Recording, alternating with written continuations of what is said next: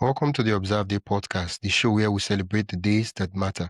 From holidays to meaningful observances, we bring you inspiring conversations, stories, and ideas to make each day count. Whether it's raising awareness, learning something new, or simply sparking joy, this is your space to explore the calendar in a whole new way. I'm your host, Wisdom Okonkwo, and I'm excited to share today's observance with you. Let's dive in. As we step into Men's Health Awareness Month, today's episode shines a light on a part of men's wellness that often goes unspoken: emotional health, anger, and connection. Our guest, Davina Hehn, is a trained therapist and turned mental health coach, anger and conflict specialist, and host of the Shift Talking podcast. Known as a professional friend, Davina helps people learn how to advocate for themselves without causing collateral damage. Her work dives deep into emotional regulation, conflict resolution, and breaking generational cycles, especially in parenting and partnerships. She teaches practical skills to help people manage anger, communicate better, and build relationships that heal instead of harm. In a world where men are told to man up rather than open up, Davina offers a fresh perspective, one that invites empathy, awareness, and emotional literacy as tools for strength. Welcome to the podcast, Davina. Thank you, Wisdom. So happy to be here with Yeah. you. Yeah, before we proceed, there's so many hats I was just introducing, and one of them I would love for you to clarify is professional friend. Yeah. So my background is more clinical. Right? I was formally trained as a therapist with a master's in forensic psychology. So it was very boundaried, very clinical, very official. Yeah.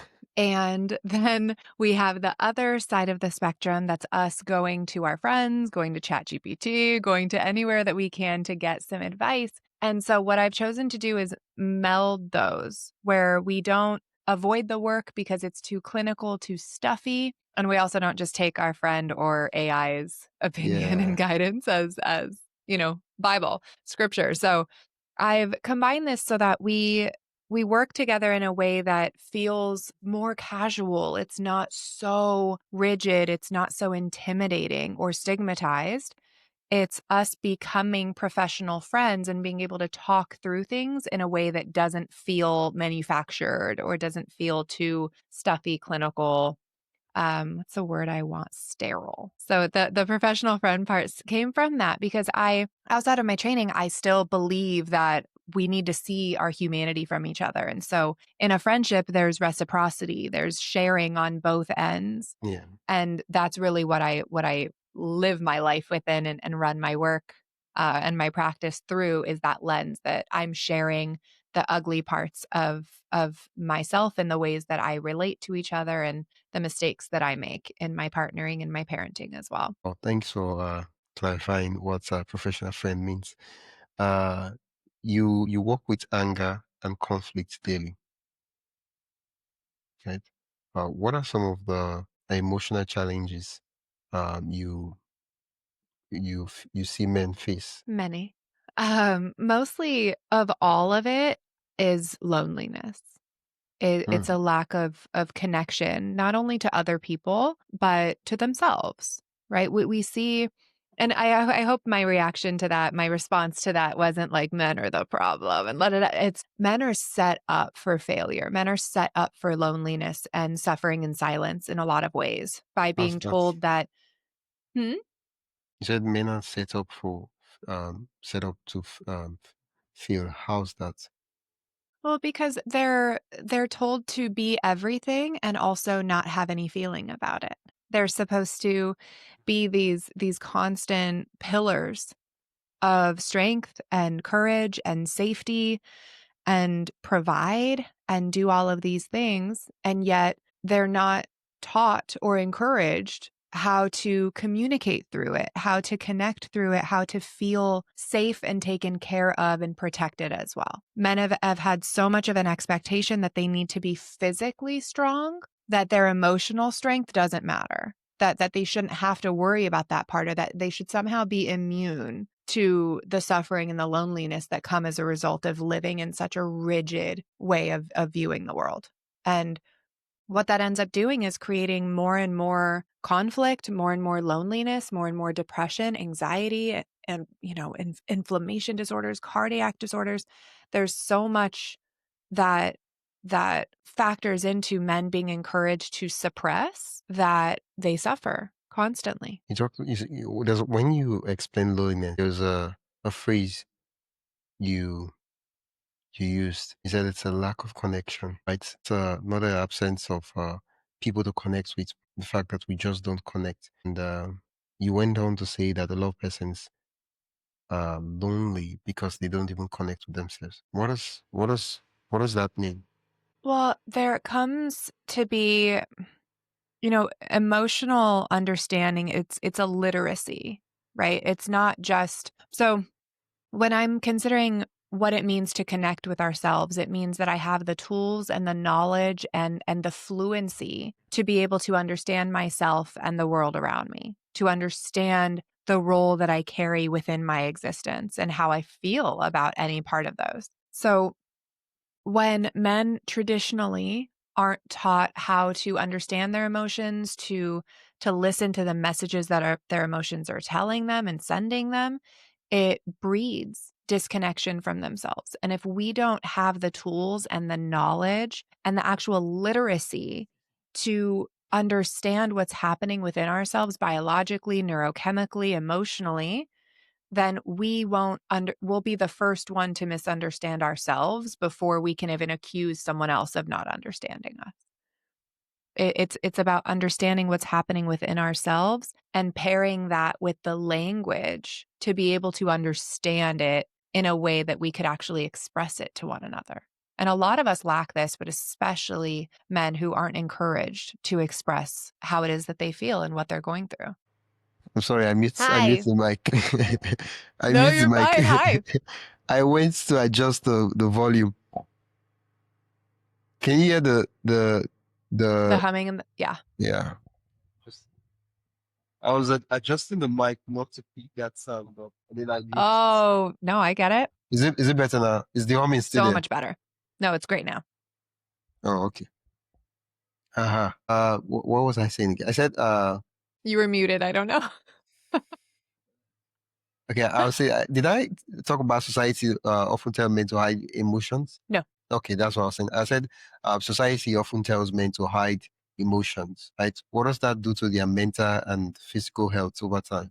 Well, in some ways, it serves us, right? When we're talking about men being traditionally the one to go out and hunt, to go to war, these types of things, we don't have the luxury of feeling things really deeply. We need to stay on and vigilant for our safety to protect ourselves. Within our day to day experience, where we aren't living in active war zones, where it can feel like we do constantly, but in the world that we're living in right now, especially here in the US, what it ends up doing is creating more suppression, of course. And emotions aren't just things we have or feelings we have. They're energy in motion. And if we don't know where to put them or how to express them, how to release that energy from our body in a way that helps us solve the problems that our emotions are telling us are happening, then that energy quite literally stays stuck. It gets stored in our body. We see so much more inflammation. We see 60% reduced life cycle. We see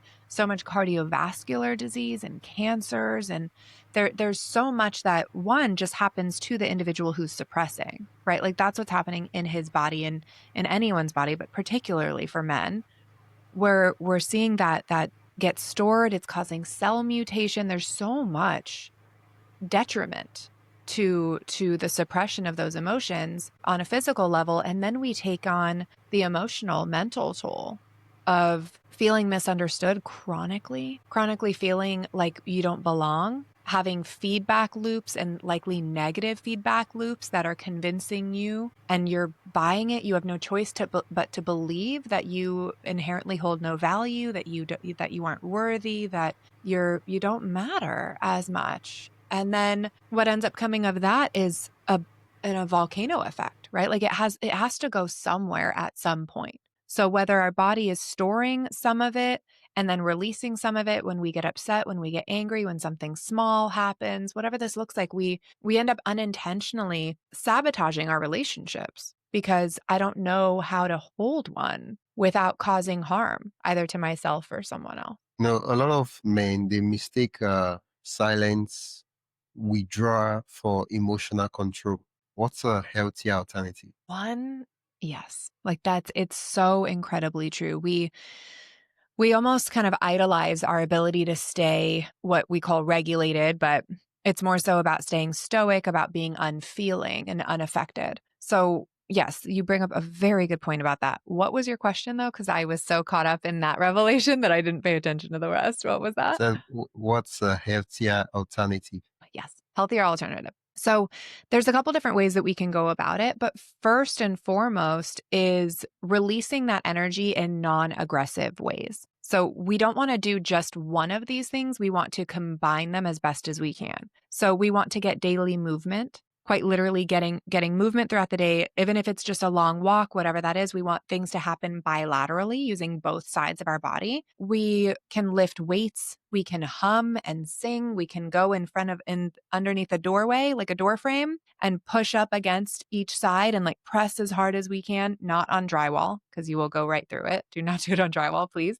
But you can do it in the doorway to Uh, start releasing some of this pent up energy. But our body requires movement to regulate in order to release that energy. And that if anyone does a bit of an inventory of the last few times that they've felt like they were just fuming and they just had all of this rage and energy in their body, I would also imagine it's a day that they aren't moving their body very much and they're probably consuming caffeine and likely not eating very balanced within their day. So we want to be able to incorporate movement to release that energy along with introspection, along with curiosity about how I feel and what's happening within my body and my brain throughout the day. So as we walk, we don't just distract ourselves listening to a book or forgive me, our podcasts or whatever this is. We use our time to be uh, with ourselves, right? Like there's only so much information we can continue pouring into our body and consuming.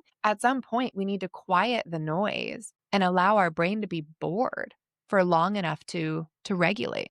And it's only through these times that the boredom that our brain experiences gives us opportunity to be introspective, to consider who I am and why I am the way that I am and what it is that I'm needing and what ultimately that anger is telling me I need, but I'm using aggression in order to achieve. Phrase you use is advocate without collateral damage. How does that apply to men's communication style? Yeah, I mean, so men traditionally, typically, broad brush, um,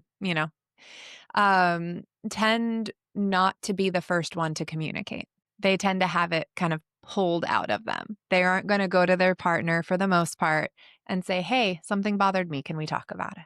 They're typically not ones to do that. And instead, usually what we see is their partner expresses something. Before we dive deeper, I'd love to invite you to join the Observe Day newsletter. Every week, I send you highlights of upcoming observances, creative ways to celebrate, and behind the scenes extras from the shows. It's the perfect way to stay inspired and never miss a meaningful moment. Sign up today at observeday.com/join. That is observeday.com/join. Now, let's get back to the conversation. And then it's a piggyback. It's a what about? Well, what about when you, right? And so when that happens, what that really means is that he is avoiding conflict at pretty much all cost for the illusion of peace. And then once that peace is broken because she or their partner has brought it up, that's when everything kind of pours out of them.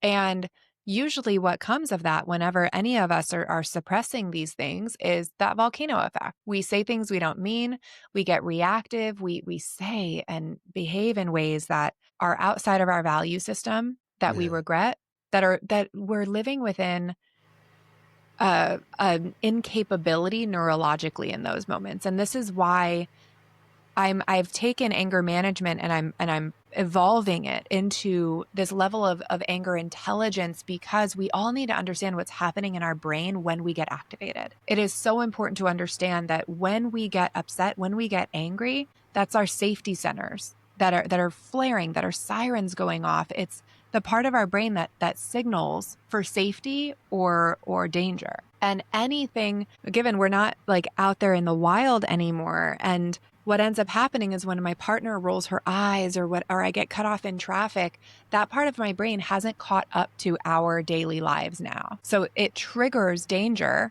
And so when we are in active danger, when we are quite literally at risk of our lives, we don't have the luxury of having a rational thought process. We don't need the logic. We just need to get moving. And so what that ends up creating is called an amygdala hijack, where the blood supply from our frontal lobe, from our rational, logical thinking mind that weighs our pros and cons and our consequences, that drains out of our frontal lobe and it goes straight into our survival centers so that we can run, fight, flee for our lives.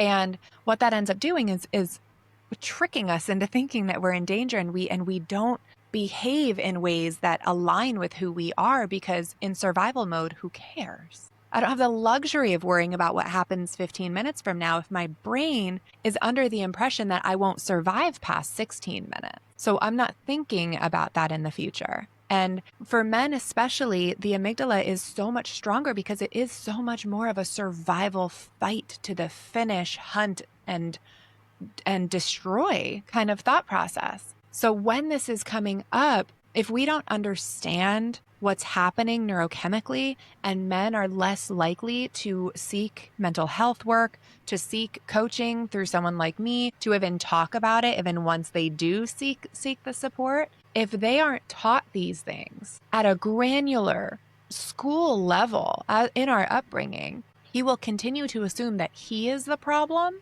or society is the problem, but not that we are working against a very sophisticated programming and a very sophisticated machine, for lack of a better word, in our bodies. And it's the number one thing I start with. It's the number one thing I want men to learn about, is just what happens in our body, in our brain when they get activated. And I'd imagine if they knew, there would be so much less stigma and so much less shame associated with getting to work with someone and or living within the experience that is their really poor reactions, their big aggressive reactions, and then the shame and the guilt that comes as a result of those. Can you Long-winded walk answer, us? I know. No, like it's so condensed. Can you walk us through a simple method men can use to regulate emotions in the middle of conflict or stress? Because most of the times when you're angry, you forget about all the other things. And it's after when the damage is done that you're like, oh, I shouldn't have done that. I shouldn't have said that. Oh, what happened? Yeah. Can we take a little bit of time to walk through that process? Are you Please open do. to that? So yes, you're right. We don't think, we don't remember these things because that part of our brain goes offline. So we know what this is, right? Something happens, likely aren't expecting it. Somebody brings up a complaint to us. We get cut off in traffic. Something happens. And we immediately feel righteous. We don't question it in the moment. We feel like we're doing the right thing. Even if we're saying some silly stuff, we still feel like we are in the right, that we are justified. And then only after the time has passed, we all kind of, the way that I describe it is almost like this fog that comes over us. And then I feel really righteous in the fog and I feel like I can see right through it. And then afterward, once I calm, it clears and I can finally see things clearly. And almost exactly then that things start to feel more clear, I experience this deep dread in my chest, in my stomach. I know I've done something wrong. That 3 minutes ago, I would have been convinced that I was right. I would have been convinced Yeah. that I did the right thing, that I had the best point. I was so fair and justified and da da da. And these things happening quite literally shows us and tells us what a physical experience this is. Everything we do is built into our physiology. It's not all in your head, like a lot of people say about psychology and mental health. We are psychosomatic beings. And so when those things come through, the best thing that I could suggest people do in real time, this is going to feel like a trick answer, but I promise it'll make sense. What I want them to do in real time before the conflict is to check in with their body, to see what's happening for themselves throughout the day. And it's only when we are aware of ourselves that we can stay more consciously online so that when something comes, we don't just spark. That's ideal scenario.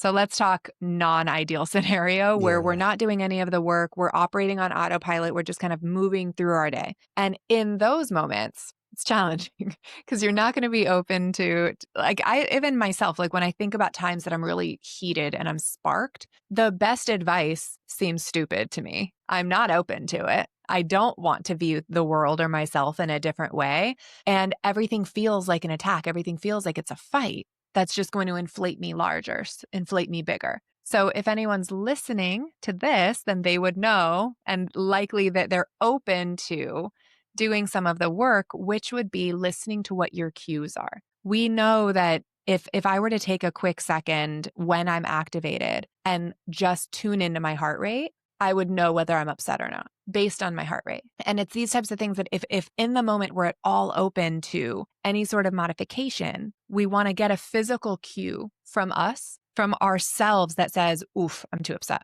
A lot of the time people say, take a deep breath. Very good advice. It is. And I am not thinking about breathing deep. It's not even occurring to me. My body physiologically, when I'm in that amygdala hijack, I'm not capable of remembering to exhale because my body thinks that I'm in danger. I'm going to use shallow breaths so that I can conserve as much energy as I possibly can. I'm not going to have the luxury of relaxing and getting out this deep cleansing exhale. It's not realistic. So what we need is an intentional time delay. So when we tune into our heart, when we see our partner cry or yell or whatever it is, that's our cue to buy some time. And typically what that sounds like isn't the scripts of, I'm feeling very overwhelmed and I'm going to step outside for 10 minutes to calm down, then I'll be right back. Like, yes, We'll be ideal right back again. after the short commercial. Exactly. It's Ah, instead it's I need a minute. Not cute, doesn't have to be perfect, nothing. I'm pissed. I need a minute. Anything to remove you from that situation. So we want to start planning for these types of things to come up.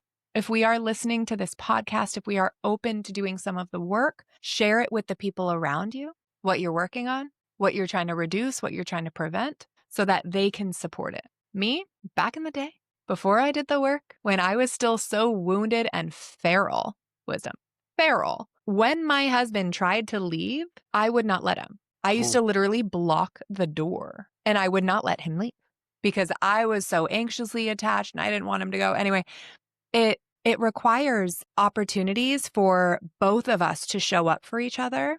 And if we're mm, talking about men in a relationship, whether it's familial or romantic or friendly, right? We need the people in our lives to know what it is that we're working on so that they can facilitate that. It becomes the difference between my husband just turning around and walking out while I'm talking to him while we're in the middle of a conversation, which will spark me more. I'll get hijacked and I'm going to go into a fight, likely.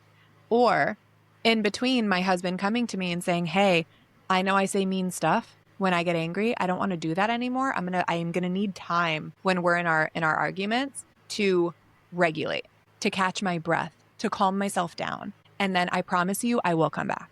So like when I tell you that I need that time, I need you to give it to me. It's not that I'm avoiding the conversation. I'm not trying to avoid you or reject you or neglect you. I need to keep myself together so that I can show up for you and we can continue this together. But if we're not sharing with each other what's happening and I don't have a game plan for myself for the next time I get angry, and I now understand what happens in my brain and that I will lose the ability to think rationally, then I will continue making the same mistake over and over again and then feel like I'm continuously the problem, which will then make me suppress more and then everything continues. thank you for sharing that. Yeah. You kind of answered the next person I was about to ask. And that is, for partners, friends, families, what's the best way to support a man who's struggling emotionally, but won't talk about it? So we don't want to inherit their upset as our own. So, well, actually, do you want to share with me a little bit like what you mean by Okay. Okay. like what situation they Uh, might be experiencing? I know we just finished talking about anger, but something Yeah. different. Usually, most of the time we start with men don't they avoid the emotions, right? They're going through a Mhm. lot. Probably they lost someone, but they don't just want to talk about it. I don't know if you watched the movie Demolition by Jake Gyllenhaal, where he lost his wife, and for some reason he just did not, he showed up to work the next day, and he didn't feel any emotion, nothing. Like, and after like I think 3 4 months later, he started damaging things. He damaged everything in his house. And at that point in time, he wasn't. Most men they've gone through things that they ought to be. They ought to deal with the emotions and process the emotions. For some reason, it's as though nothing happened, and you're Mm. wondering what's going on. Like even me, that the thing did not happen to, right? I feel it. What about you? Like, how do we support such persons? How do we help them? Well, I think typically the more old school advice is to leave them be, right? To not check, to not lean in because you don't want to bring it up for them, right? Like we tend to avoid emotions, especially when it comes to men for the most part. So my advice will, as long as we feel safe to do it, we lean in and we help them come up with a narrative, come up with the language to describe how it is that they're feeling. As an example, let's see. So the anniversary of my father-in-law's passing is in 2 weeks. And while it's been nearly 10 years since we lost him, it can be something that just becomes another day for us. But our brain remembers, our body remembers, and my husband surely does remember that it's the anniversary of his father's passing. So instead of me trying to make the day bright and light and joyous, I can give him an opportunity to sit with it. I can let him know, hey, I'm aware of what today is or tomorrow, whatever it is. I'm aware of what this day is. I'm here with you and for you. I'm missing him as well. I'm feeling sad and I'm grieving this as well. Like, where are you at? How can I support you? How are you feeling? And for the most part, we'll get I'm fine. Like it is what it is. It's part of life. Like, what am I going to do? It's just what we go through, right? And it can be us sitting with our own discomfort to hold more space for them. So when he says everything's fine, so when he says everything's good, it's just part of life, you don't say, okay, well, good. I wanted to make sure you're okay. It's what we do. So instead, when he says those things, you sit. You don't say anything. You get in that awkward silence that exists in those moments and you give him an opportunity to even digest what it is that you just said. We are so used to, men especially, are so used to having people check on them. And before they can even think about how they actually feel, they give an answer that's neutral or good, and then they keep it moving. And before they've even realized it, they had this whole emotional experience happen in their brain and their body that they aren't even consciously aware of. So we want to give them time and room to sit with it. So when he says, yeah, everything's fine, yes, I'm okay, even if nothing big is happening, even if he's not going through anything particularly profound, we still give them space. That's why we call it holding space. We're just sitting in this kind of container with you and leaving room for whatever comes up. And there's a difference between what I used to do, which was he would say, yes, I'm fine. And I'd be like, are you sure? Are you sure there's nothing I can do for you? You sure you don't need anything? But are you sure? And just like overwhelming him with answers that he has to provide me to prove to me that he's okay. It's about me, not about him in those moments. Whereas now it can be, okay, I hear that.